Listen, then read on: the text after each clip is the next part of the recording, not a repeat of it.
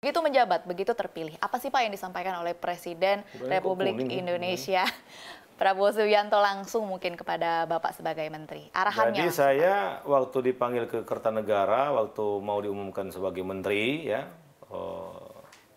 beberapa hari sebelum pelantikan, saya dipanggil ke ruangan beliau. Wah, Pak Yandri, terima kasih sudah bersedia membantu saya di kabinet, di pemerintahan saya. Siap Pak, demi bangsa dan negara saya samina wa ta'ala. Dan Kementerian Anda sangat strategis, kata Pak Prabowo. Menteri Desa, waduh luar biasa. Memang Pak, betul Pak.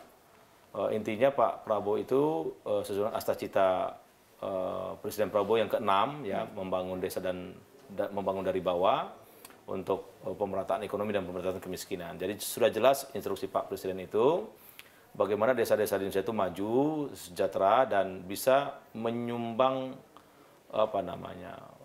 pertumbuhan ekonomi di Indonesia. Karena tadi saya bilang kalau semua di desa itu bergerak, bidang pertanian, desa wisatanya, peternakannya, perikanannya, otomatis kan ekonomi akan tumbuh. betul. Ya.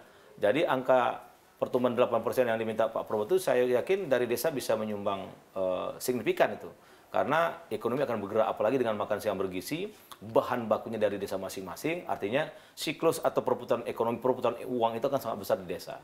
Nah, maka pesan Bapak Prabowo ya, kita ingin semua desa di Indonesia itu maju dan tentu PR yang lebih berat itu menghapus atau menjadikan desa tertinggal menjadi tidak tertinggal, termasuk yang tadi belum punya listrik menjadi punya listrik. Nah, itu mungkin yang belum punya sekolah harus punya sekolah. Okay. Yang belum punya jembatan harus punya jembatan. Jadi banyak PR, tapi itu tantangan yang menurut saya harus saya kerjakan dengan penuh semangat. Ya, kan kita tahu bahwa arahan dari Presiden Prabowo Subianto yang disampaikan berkali-kali ke kementerian dan juga menteri begitu, di mana beliau meminta bahwa jangan ada lagi acara-acara formalitas. Iya. Ini kan kita tahu bahwa di desa Setuju. juga banyak. Tadi saya arahan tadi waktu rapat seminar. pimpinan paripurna tadi saya bilang coba didetilkan lagi itu anggaran. Masih banyak nggak tuh, saya bilang itu copy paste anggarannya.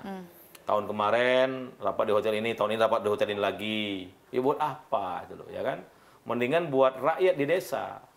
Saya aja nggak menggunakan dana perjalanan saya untuk nginap di hotel kan. Kan di hotel kan mahal, ya kan? Terus nggak berinteraksi. Saya nginap di desa. Di desa yang bisa makan bareng dari hasil pertanian di desa itu sendiri. Saya sudah mencontohkan itu. Maka saya bilang tadi sama para jajaran saya di Kementerian Desa, jangan kaget kalau saya ajak ke desa, nginepnya di desa. Ya kan, nginepnya ya mungkin nggak ada AC-nya, nginepnya di lantai, kemudian mandinya ngambil air dulu atau ngambil air di sungai dulu, nggak masalah itu loh. Itu saya setuju sekali dan sebagai pembantu Bapak Presiden saya samena wa ta'ala, saya setuju. Kurangi seremonial, seminar-seminar, diskusi, udah ada semua kok ilmunya, tinggal dilaksanakan aja.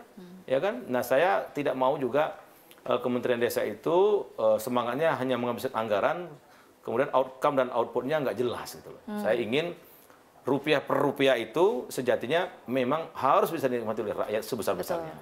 Gitu. Value bisa dinikmati oleh masyarakat. Iya, betul. Makanya biasanya kan di tingkat desa ini kan cara untuk penyerapan dana desanya itu lewat seminar, lewat penyuluhan yang akhirnya hilang begitu saja. Ya ada gitu, sindrom November-Desember. Kalau November-Desember sibuk tuh, seminar sana, seminar sini. Betul. Pertemuan sini, evaluasi sini. Jadi menurut saya itu nggak ini. Itu semangat hanya menghabiskan anggaran untuk serapan anggaran, saya kira itu harus diakhiri. Bagaimana Pak cara untuk mengurangi kemungkinan itu terjadi? Iya, tadi program di desa itu kan banyak sekali. Jadi yang seminar-seminar itu dikurangi, dialihkan aja.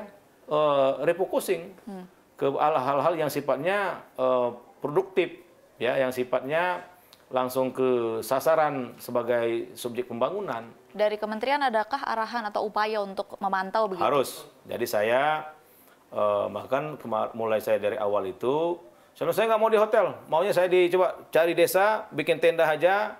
Kalau ada misalkan perlu konsumsi suruh ibu-ibu PKK yang bikin. Kalau ada misalkan makan siang dari desa itu. Jadi biar duit itu dinikmati orang desa. Kalau kita di hotel ya ke orang hotel mahal lagi kan. Betul. Mungkin kalau di desa di hotel itu harga 1 gelas jeruk itu kan 30.000. Atau sekali makan kan 200.000 kalau di hotel kan. Coba kalau ke desa bisa 10.000 sudah bisa makan. Dan itu bisa bareng-bareng. Ada kebersamaan, ada dialog. Itu yang saya lakukan sekarang. Jadi saya tidak nginap di hotel. Kalaupun ada biaya hotel ya tadi untuk makan bareng, biar ekonomi di desa itu bergerak. Ada yang apa namanya menyiapkan ikannya, dapat duit ya kan, karena ikannya kita beli, ya kan. Ada yang menyiapkan pakisnya, karena pakis kita beli misalkan. Ada yang jadi saya ingin betul daripada kita santai di hotel, nikmati makanan di hotel, saya lebih baik nimbrung atau bersama-sama dengan rakyat di desa. Untuk memberikan multiplier effect. Ya, multiplier effect ekonomi. Oke.